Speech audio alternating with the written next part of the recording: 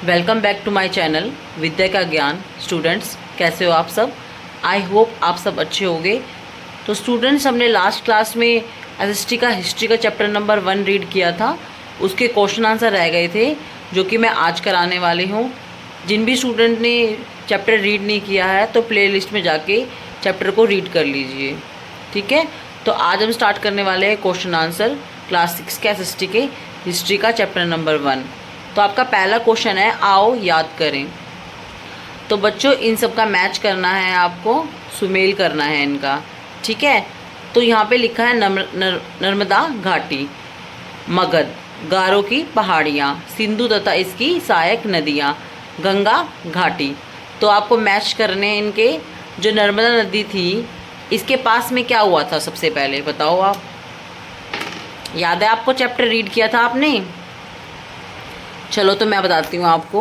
नर्मदा नदी के पास सबसे पहले आखेट तथा संग्रह हुआ था, यानी कि सबसे पहले शिकार और संग्रह है नर्मदा नदी के घाटी पे हुआ था। मगध क्या है? मगध हमारा पहला बड़ा राज्य है, मगध, ठीक है बच्चों। जो आज के टाइम पे बिहार है वो मगध है, ठीक है। गारो पहाड़ियाँ, गारो की जो पहाड़ियाँ हैं वहाँ पे क्या हुआ था? वहाँ सबसे पहले आरंभिक कृषि हुई थी।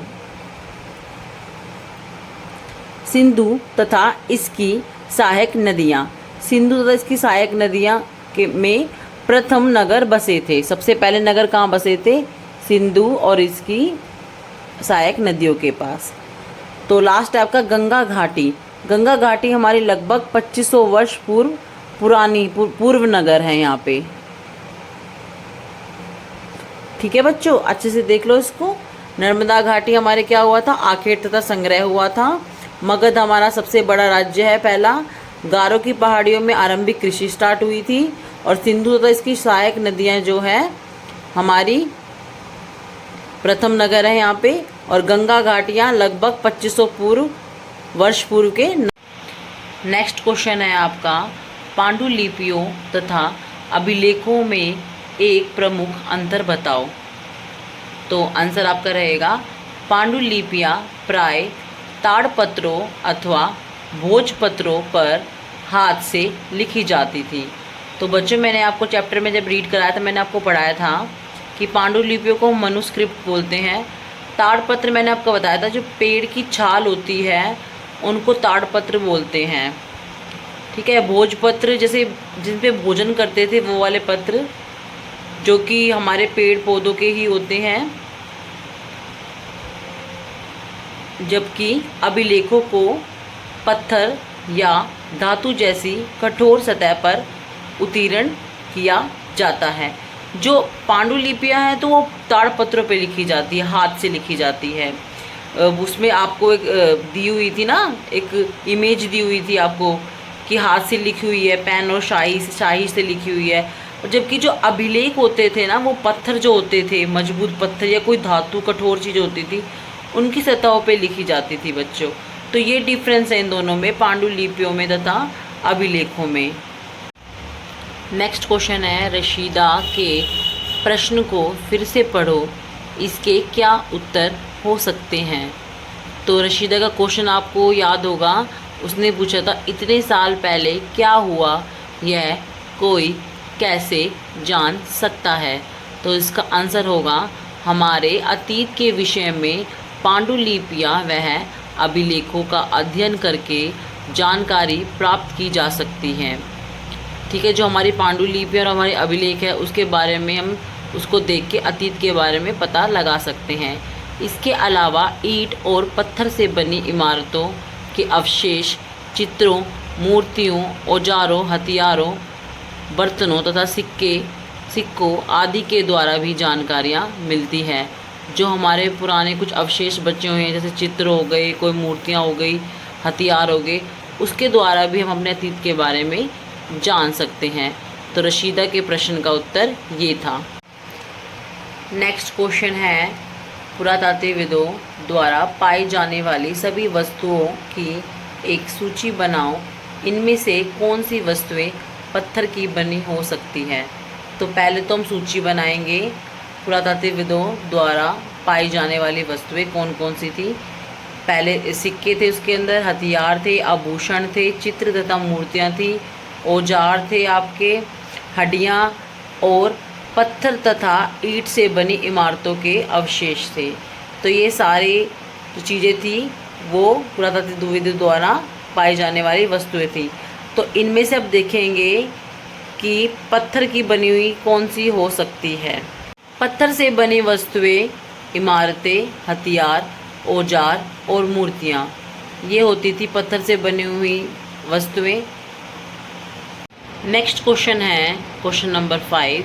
साधारण स्त्रियाँ तथा पुरुष अपने कार्य का विवरण क्यों नहीं रखते थे, इसके बारे में तुम क्या सोचती हो। यानी कि जो साधारण नॉर्मल स्त्री या पुरुष होते थे, मैन या वुमेन होते थे, वो अपना कोई भी काम करते थे उसका विवरण क्यों नहीं रखते थे। तो इसका उत्तर होगा पहला कि साधारण स्त्री और पुरुष अपने कार्य को इतना महत्वपूर्ण नहीं मानते होंगे कि उनका विवरण तैयार किया जा सके।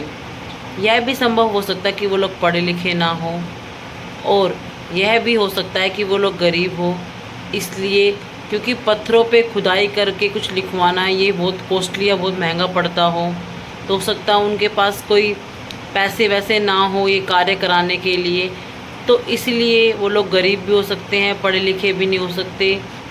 तो इसलिए हो सकता है कि साधारण स्त्री या पुरुष अपने किसी भी कार्य का विवरण नहीं रख पाते होंगे। नेक्स्ट क्वेश्चन है क्वेश्चन नंबर 6। कम से कम 2 ऐसी बातों का उल्लेखन करो जिनसे तुम्हारे अनुसार राजाओं और किसानों के जीवन में भिन्नता का पता चलता हो। यानी कि राजा और किसानों का जीवन कैसे था उसके बारे में आपको डिफरेंस बताना है। तो पहले बात करते हैं राजाओं के बारे में। और राजाओं का जो जीवन था वैभव और ऐश्वर्य से परिपूर्ण होता था। यानी कि उनके पास बहुत सारी ऐश से जीवन जीते थे, वो बहुत सारे पैसे होते थे उनके पास, उन्हें कोई काम काज की टेंशन नहीं होती थी और अपनी प्रजा पे वो शासन करते थे। और इसी के विपरीत किसानों का जो जीवन था कष्ट भरा होता था। वो अपनी खेती बाड़ी करते थे जब जाके वो अपना जीवन व्यतीत करते थे। और सेकंड है आपका राजा अपने विजयों का लेखा जोखा रखते थे। यानी कि राजा जो भी युद्ध में विजय प्राप्त होती थी उनकी, तो अपना लेखा जोखा रखते थे वो।